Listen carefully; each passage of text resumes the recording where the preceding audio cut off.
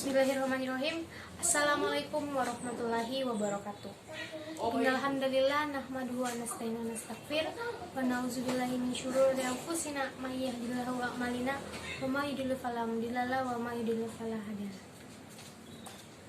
Puji syukur senantiasa kita persembahkan kepada Allah Subhanahu wa taala. Berkat rahmat dan hidayahnya kita masih diberi kesempatan dan kesehatan untuk ikut dalam final ini. Tak lupa pula kita kirimkan salam serta salawat kepada Nabi kita Nabiullah Muhammad Sallallahu Alaihi Wasallam yang telah membawa kita dari alam kegelapan ke alam yang terang benderang. Hadirin rawal hadirat rahimakumullah. Adapun ceramah yang akan saya bawakan yaitu persatuan versus keberagaman dalam Islam. Hadirin wal hadirat rahimakumullah, Islam merupakan petunjuk bagi manusia menuju jalan yang lurus, benar, dan sesuai dengan tuntutan kitab suci Al-Quran yang telah diajarkan oleh Nabi Muhammad Sallallahu Alaihi Wasallam. Kalau dikaitkan dengan konteks perubahan zaman sekarang, bagaimana Islam memandang keberagaman atau pluralitas yang ada di negeri ini, bahkan di dunia? Sebagaimana yang telah disebutkan berkali-kali oleh Allah Subhanahu wa taala di dalam Al-Qur'an. Islam sangat menjunjung keberagaman atau pluralitas karena keberagaman atau pluralitas merupakan sunnatullah yang harus kita junjung tinggi dan kita hormati keberadaannya. Seperti dalam Quran surah Al-Hujurat ayat 13, Allah Subhanahu wa taala menyatakan yang artinya, wahai para manusia, sungguhnya kami menciptakan kamu dari seorang laki-laki dan perempuan dan menjadikan kamu berbangsa-bangsa dan bersuku-suku supaya kamu saling mengenal. Dari ayat Al-Quran tadi itu menunjukkan bahwa Allah sendirilah yang telah menciptakan keberagaman. Artinya keberagaman di dunia itu mutlak adanya.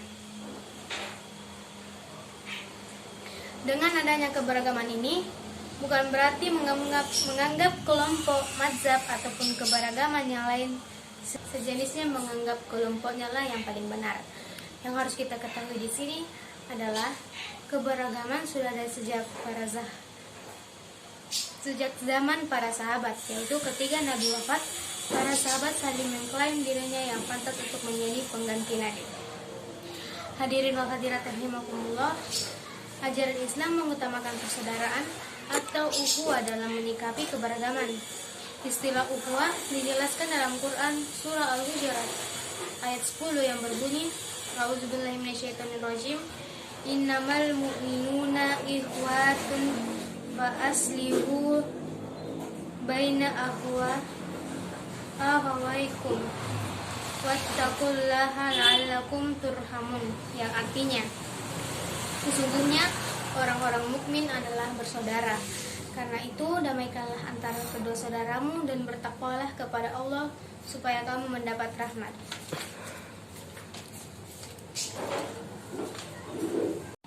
Yusuf Qaradawi dalam kitabnya Fiqh Al-Aqliyat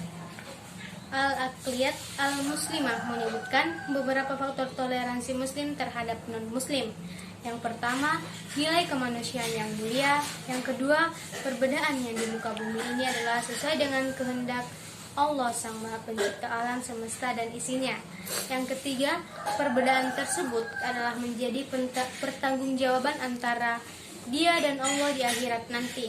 Dan yang terakhir yaitu Allah telah memerintah untuk berbuat adil dan berakhlak mulia.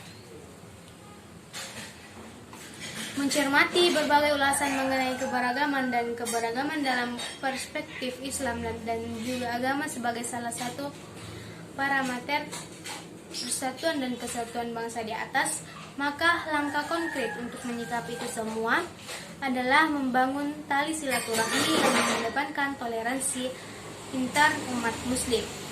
Siapa yang senang diperluas rezekinya dan diperpanjang umurnya, maka hendaklah dia bersilaturahmi. Hadis riwayat Bukhari dan Muslim. Hadirin wal hadirat rahimakumullah, jalinan silaturahmi dengan mengedepankan toleransi tidak hanya saat berhubungan dengan antar umat beragama saja, Namun bagaimana sesama muslim mampu hidup damai, rukun saling menghormati antar golongan keislaman berbeda mazhab. Istilah toleransi maka menghargai setiap pendapat maupun perbedaan hal yang dimiliki oleh seorang maupun kelompok. Oleh karena itu, untuk mencegah adanya perpecahan dalam persatuan dan kesatuan bangsa, maka kita harus menjunjung tinggi toleransi dan senantiasa menjaga tali silaturahmi dalam berbagai aspek kehidupan. Berlomba-lomba berbuat kebaikan untuk mengharap ridhonya. Sekian dari saya. Jika ada yang benar datangnya dari Allah, jika yang salah datang dari diri saya sendiri. Wabillahi taufiq wal hidayah. Wassalamualaikum warahmatullahi wabarakatuh.